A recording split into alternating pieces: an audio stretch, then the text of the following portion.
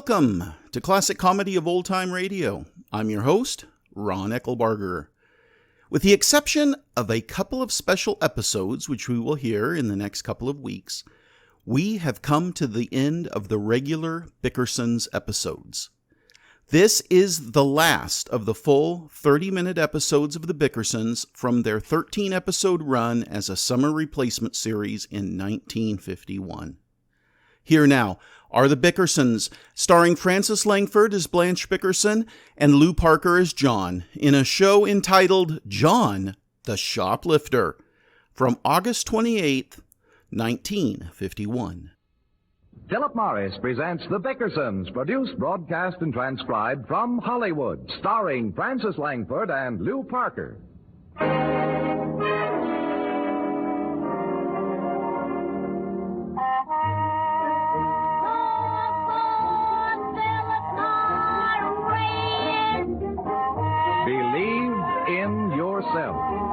Yes, believe in yourself. Compare Philip Morris. Match Philip Morris. Judge Philip Morris against any other brand. Then decide for yourself which cigarette is milder, tastier, more enjoyable. Believe in yourself. And you'll believe in Philip Morris, America's finest cigarette.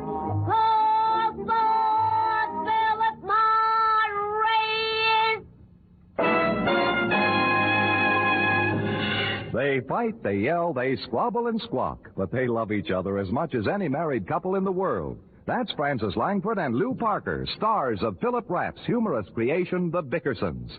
And here is John Bickerson himself, Lou Parker.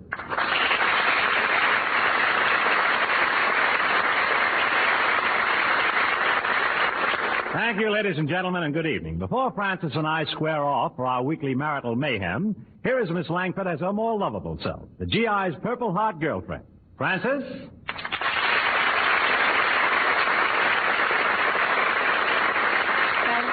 Franny, it's almost impossible to keep up with all the requests from the fellows in the service, but I think we should attend to this one. It's from the gang at the Walter Reed Hospital in Washington, D.C., and they want to hear you sing Falling in Love with Love. Nothing would give me greater pleasure. So with Tony Romano and the orchestra, this is for you, fellas. Falling in love with love is falling for make-believe. Falling in love with love is playing the fool. Caring too much is such a juvenile fancy. Learning to trust is just for children in school.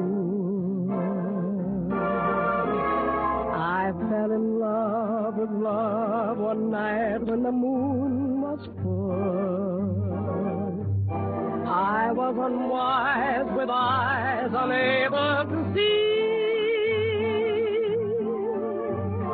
I fell in love with love everlasting. But love fell out with me.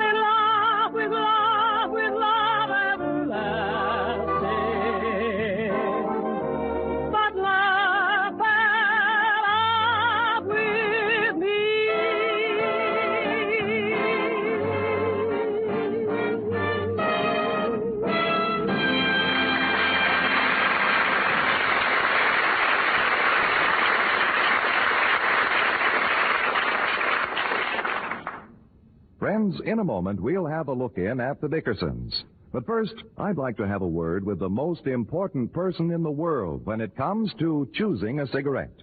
That person, of course, is you. We of Philip Morris believe that no one's taste is more important to you than your taste. No one's judgment is more important to you than your judgment. That's why we ask you to believe in yourself. That's why, unlike others, We of Philip Morris never ask you to test our brand alone. That's no test because it gives you no choice. We say compare Philip Morris, match Philip Morris, judge Philip Morris against any other cigarette. Then make your own choice according to your own taste, your own judgment. In short, believe in yourself. Later you'll hear an interview with an actual smoker, not an actor, not a paid performer, but a real person who will make the only fair cigarette test, the Philip Morris nose test. I know you'll be interested, so stay with us, won't you? Now, light up a Philip Morris, and let's join Francis Langford and Lou Parker as John and Blanche Bickerson in The Honeymoon is Over.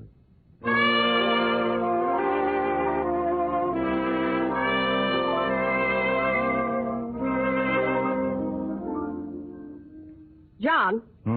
Hurry up and drink your orange juice before it gets cold. Let it get cold. I don't like hot orange juice anyway. It isn't hot. I just warmed it a little to take the chill off. You know you have to be careful about what you eat with your sensitive stomach, John. Well, I don't want to eat anything. I just want to get these sales reports finished before I go to work. Nonsense. I've already fixed your breakfast for you, and you're going to eat it. Why, even a horse eats before he works. Here. What is it? Curried tapioca. Give it to a horse. I wouldn't touch it. What's the matter, John? Is business getting bad? It's always been bad, but now it's getting worse. Let me finish these reports, will you, Blanche?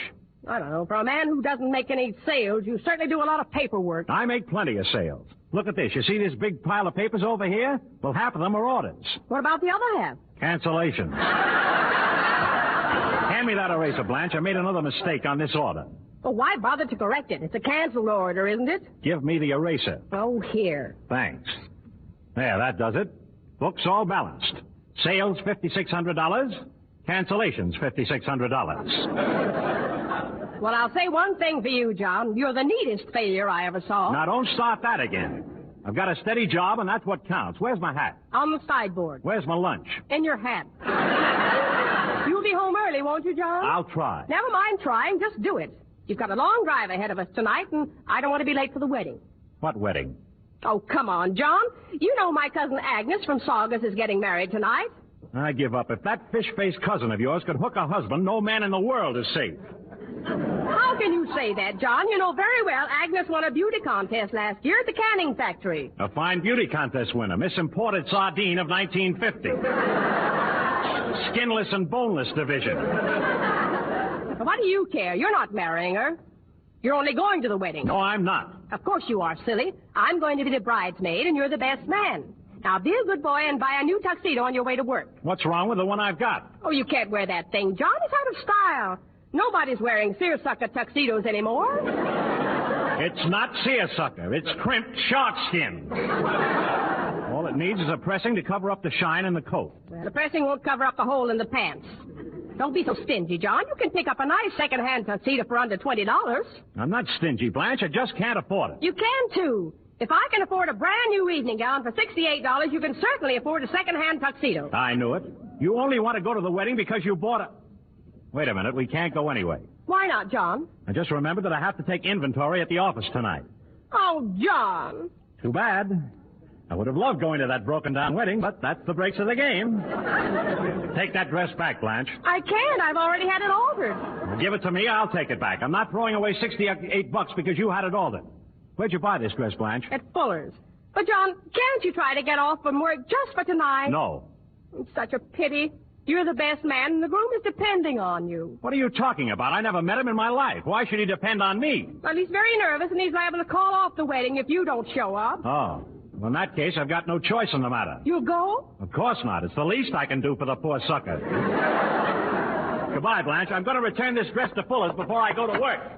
John, wait! You can't...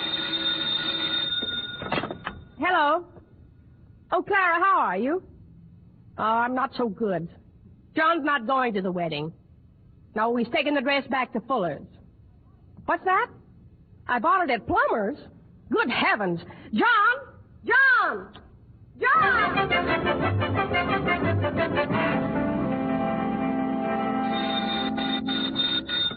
Fuller's Department Store Adjustment Department, Grumper speaking. Yes, madam. I'm afraid you have the wrong department. You want alteration. with the adjustment department? That's right. Won't you sit down? Well, I'm in a hurry. I just want to get a refund on this. Certainly. Here at Fuller's, if you're not satisfied, your money will be cheerfully refunded. Fine. Yes, indeed. Cheerfully refunding money is a Fuller tradition handed down by our celebrated founder just before he went into the hands of the receivers. Well, that's very interesting, but about this refund. That's what we're here for. At Fuller's, your money is cheerfully refunded. Well, that's just dandy. But if it's all the same to you, let's stop the cheerfulness and start the refunding. Well, let's fill out this form. Do we have to go through that? Purely a formality. Now then, reason for refund. Doesn't fit, perhaps? I don't know. I haven't tried it on. Well, then we're hardly being fair to the garment, are we? Won't you try it on now? I don't think so. Why not? Because blue evening gowns clash with my purple garters. Oh, it's a gown. How amusing. Isn't it? Now then, reason for refund? I want my money back. That's not a reason. Can you think of a better one? Very well. Give me your sales slip. I haven't got one. Then how are we supposed to know when this was bought? There are no refunds on anything after 2 weeks. I bought it yesterday. I have the files here. Do you mind if I take a quick run through them? I don't care if you ride through them side saddle. Gotta get my money back. Wasted half the morning for me already with your silly questions, senseless grilling, and idiotic chatter. Fine way to handle refunds. What you need here is somebody to adjust the adjustment department. And that somebody ought to have at least half a brain. Are you quite finished? Yeah, now give me my refund, and I'll tell you you'll never find me in here again. You're right about that. At least not for some time. What is that supposed to mean? We have no record of this gown being sold. Oh, you haven't? No, and you have no sales slip. Somehow it all adds up. It does it? What does it add up to? Shoplifting. Oh, detective! Hey, now, wait a minute. Just a minute. Take your hands off me. Excuse me, could you direct me to... Well, thank you. Oh, pardon me, miss. I was carried away by that gown. What were you saying? I'd like to speak to John Bickerson. Bickerson. Oh, yes, cell 13. I was about to go back there. We just got an order to release him. Well, before you do, could you let me talk to him for a few minutes? I want him to promise me something before he finds out he's released. It's about a wedding. Oh, I understand, miss. I never did know what he was picked up for. Yes. Well, I haven't time to explain. Anyway, there's another little matter before he can leave. The bill. Bill? 1 pair of bent handcuffs, 2 back windows for the happy wagon, and the sergeant's eyeglasses, $47. I'm afraid Bickerson wasn't very happy with it. Well, send him a statement. All right. 3rd cell on the left, and good luck, miss. Thanks. Hello, John. Oh, it's you. I didn't recognize you in that getup. How do I look? Lovely.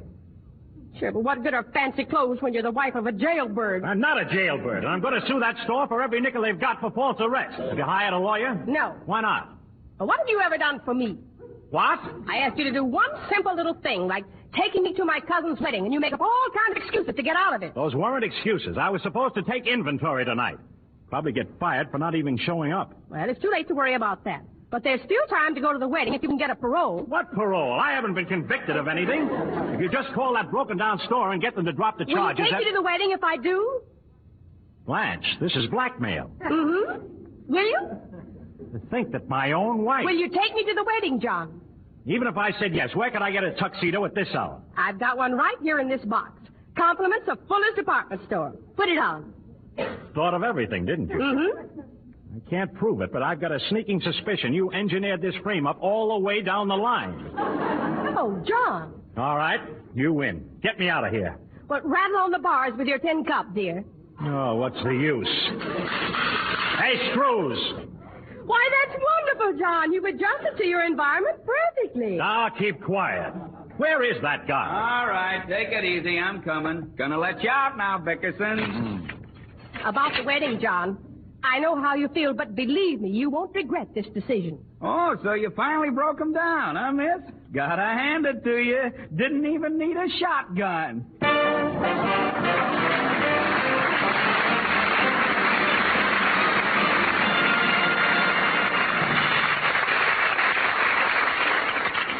In a moment, we'll rejoin the happy Bickersons. Right now, it's time to join our roving reporter, Bob Pfeiffer, for the story of his interview with an actual smoker in Louisville, Kentucky. Okay, Bob Pfeiffer. Hello there, this is Bob Pfeiffer. While we've been setting up our microphone here in the heart of Louisville, Kentucky, my assistant, Frank Higgins, has been interviewing passers-by on 4th Avenue. Has located a volunteer to try the Philip Morris nose test. All set, Frank? All set, Bob. Bob, I'd like you to meet Miss Beatrice Isaacs from Louisville, Kentucky. Miss Isaacs is not a Philip Morris smoker. Thank you, Frank. How do you do, Miss Isaacs? Do? About the test, may I ask you one favor? For obvious reasons, we don't want you to refer to your present cigarette by its brand name. Is that okay by you? Yes, sir, it is. Now let me offer you a Philip Morris, Miss Isaacs. Do you have one of your own brand handy you could take out for me? Yes, I do. Then we'll be all set to go.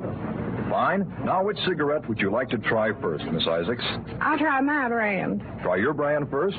All right, I'll give you a light, then take a puff, do not inhale, and slowly let the smoke come through your nose. That's the way, Miss Isaacs. Now, that was your own brand, which I noticed was also one of the leading cigarettes. Now, let's try exactly the same test with the Philip Morris. Remember, I'll give you a light, then take a puff, do not inhale, slowly let the smoke come through your nose. All right, Miss Isaacs, by your own choice, you tried your brand first and then the Philip Morris. You made exactly the same test each time. What difference, if any, did you notice between the two cigarettes? Well, I think Philip Morris is milder. The Philip Morris is milder? Yes, sir. Well, Miss Isaacs, you've just confirmed the judgment of thousands of other smokers who've also found that Philip Morris is milder. Thank you very much. Remember this, the test you just heard is entirely voluntary, and no promise of any kind, no payment whatsoever is made for any statement in the interview. Friends, the Philip Morris nose test is the only fair test, for it allows you to compare, match, judge Philip Morris against any other cigarette. Yes, try this test. Believe in yourself, and you too will believe in Philip Morris, America's finest cigarette.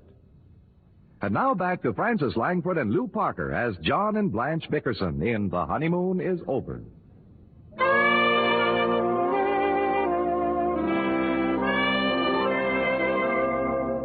The wedding of Blanche Bickerson's cousin Agnes turned out to be a big success for Cousin Agnes.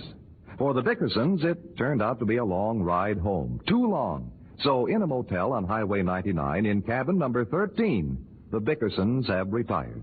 Mrs. Bickerson tosses restlessly in her strange bed as poor husband John, victim of an obscure type of insomnia which attacks the patient only during the day, gives valid proof of his agonizing affliction.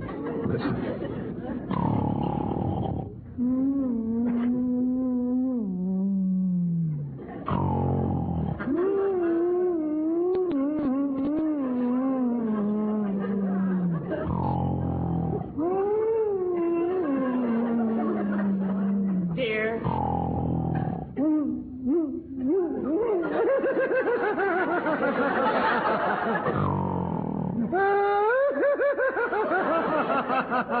I'd give anything to know what he's dreaming about. John!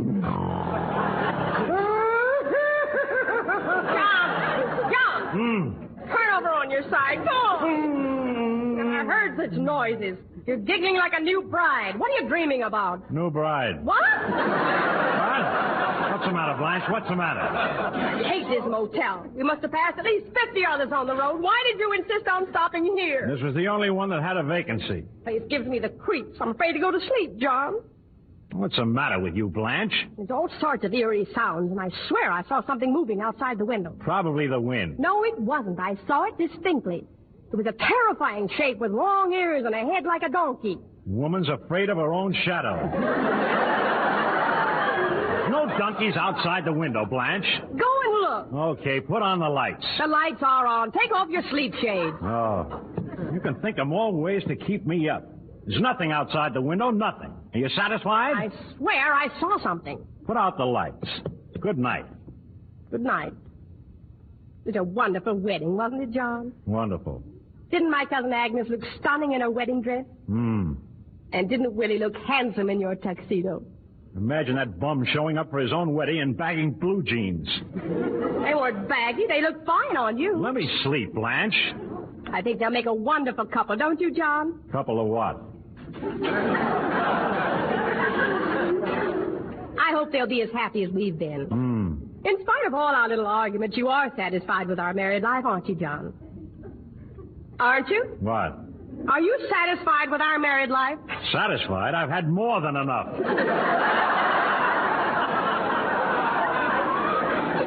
You see, you're the one who always starts it. Blanche, I'm so sleepy I don't know what I'm saying. I have to get up at the crack of dawn, drive 60 miles, and then go to work. Why don't you have some consideration for me? You're a fine one to talk about consideration. You're not even civil to me anymore. You come home from work, gobble your dinner, bury your head in the newspaper, and you're asleep and snoring before you know it.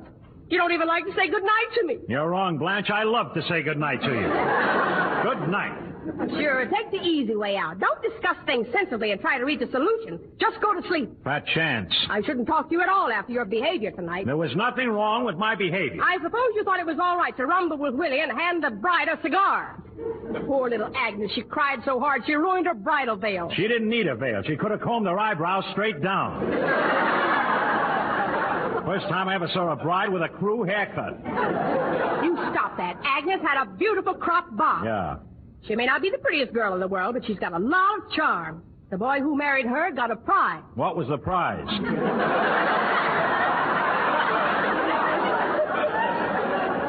Don't be sarcastic. We had no right to leave before the ceremony was over in the first place. I don't know why you rushed me away from there. You know I have to be at the office at daybreak. You did it to embarrass me. I did not. You did, too. Just because it was my cousin who was getting married. You've been to 50 weddings and always stayed for the ceremony. Did you ever regret it? Only once. Oh, that's too bad about you. You always make it sound like I got the bargain. I could have done better, I'm sure. I swear, Blanche, sometimes I wish you'd have married the first idiot who proposed to you. I did. Very funny. Put out the lights. All those promises you made when you were courting me. Makes me laugh to think of what you said when you proposed. It doesn't make me laugh. You were going to give me a life of luxury, 20 servants and a mansion. Did I ever doubt you? No. Did I investigate your bank account? No. No. Did I hire detectives to find out about your salary? No. Yes, I did. What? Yes, I did. What'd you do that for? Because I didn't know what you were getting when you married me. Neither did I. I don't know how any man can be so cruel. Is it any wonder I'm getting old before my time? What time is it? You have a habit of making me feel unwanted, so small and insignificant. Yeah. Sometimes I think I'm going to dissolve into nothingness and disappear entirely. You say it, but you won't do it. So you finally revealed your true feelings. I haven't revealed anything. You haven't loved me for years, if you ever loved me at all. Always answer me in monosyllables, never interested in anything I do. The only thing I get from you at all is a shrug or a quick snort. Thanks for reminding me. What are you doing with that bottle, John? I'm having a quick snort. There's the answer to our problem, bourbon. Now you're beginning to show some sense. How do you want it, straight? I don't want it at all. If you hadn't had so much of it at the wedding tonight, you'd have been able to drive me home. My driving never interferes with my drinking. Sorry I ever went to your broken-down cousin's wedding. You sure showed it, too. Everybody kissed the bride except you. Well, that proves I was sober. You wouldn't hesitate if it was Gloria Gooseby. Now, don't start with Gloria Gooseby. I bet you'd stand in line if she was getting married. She's already married, and I don't have to stand in line. I hate Gloria Gooseby. The next time I see her, I'm going to punch her husband, Leo, right in the nose. What have you got against Leo? He's a better husband than you are. And I'm sick of hearing that, too. Leo Gooseby is a cheap, chiseling bum. He is not. He's more generous than you. Generous? Would Leo Gooseby give you a new dress? No. Would he give you a new hat? No. Would he give you a mink coat? Would you give me a mink coat? No. Why should I give you anything Leo wouldn't give you? Now, let's stop wrangling and go to sleep. Our whole marriage started on the wrong foot. You should have had a real ceremony like Agnes. But you in too much of a hurry. Well, we've got plenty of time now, and I want a real wedding with a big ceremony. I want you to marry me again, John. Good night. Is that such an unreasonable request? Yes, it isn't legal. Why not? A man can't be punished twice for the same crime. Oh, that's too bad about you. Well, for your information, I've already sent out formal invitations to our wedding. Are you out of your mind, Blanche? I'm not having any formal wedding, and I'm not putting out a lot of dough just to feed your hungry friends and their squalling brats. There won't be any brats there at all. How do you know? Because it said plainly on the invitation, Mr. and Mrs. John Bickerson will be married September 12th. No children expected.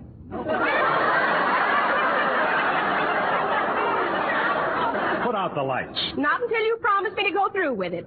I want to wear a wedding gown and a veil. Every woman's entitled to that. No, stop it. They'll throw us out of here. I wish they would. I never heard of such a thing. Oh, keep quiet and go to sleep. Go to sleep, she says. Drags me 90 miles to see a crumb get married in my tuxedo. Makes me stay up in a rat trap overnight. Wants to wear a veil. Drives me crazy. Go to sleep, she tells me. I'll never sleep another wink as long... Hello? Blanche, the phone's dead. It's leaking. Put down that bottle of bourbon. Oh. Hello? This is the desk clerk. You the man that left a call for 7:30? Yes. Well, it's 4 o'clock. Well, what are you waking me now for? I'm going off duty. My wife will call you at 7:30. Goodbye. Drop dead. That's the last straw. Put out the lights, Blanche. All right, dear. Good night. Good night. John, What is it? are you angry with me? No, I'm just sleepy. Wouldn't you like to kiss me good night? I'll kiss you good night in the morning. Why can't you kiss me now? I'm not facing that way.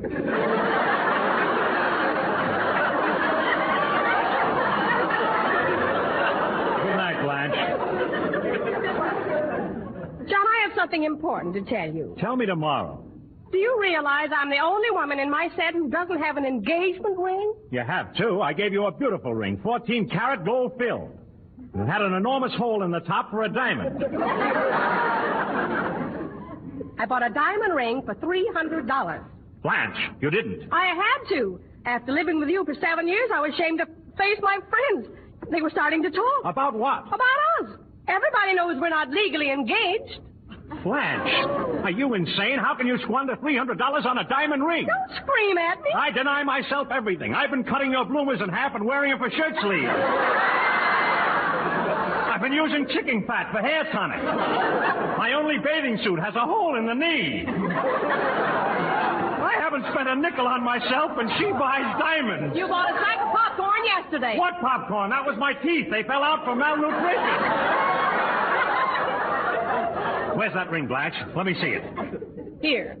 There's no diamond in this ring. It's the same one I bought you. Didn't buy anything, silly. Why would I spend $300 on a diamond ring when we haven't got enough to eat?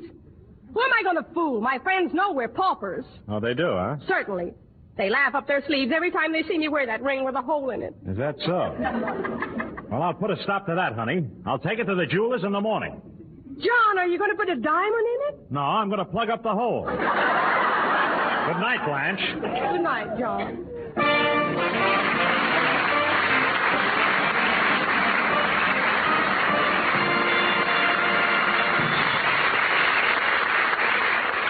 Francis Langford and Lou Parker are standing by for a curtain call. In the meantime, for America's finest cigarette, here's another call well worth remembering. Call for Philip Morris.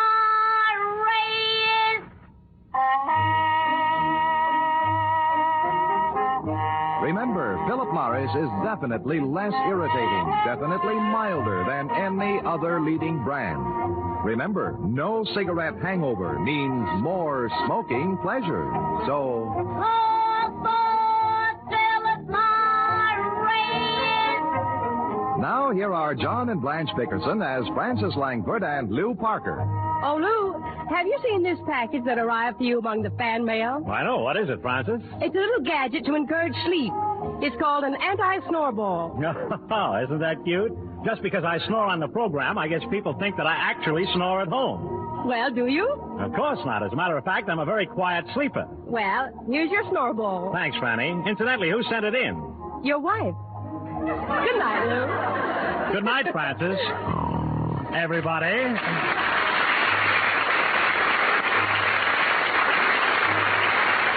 Don't miss the Horace Heights Show this coming Sunday night over this same station. That's Sunday night over CBS.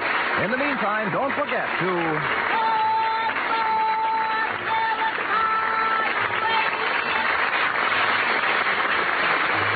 The Bickersons Bickersons came to you transcribed from Hollywood, California. Tonight's cast included Peter Leeds and Herb Vigran. This is John Holbrook speaking.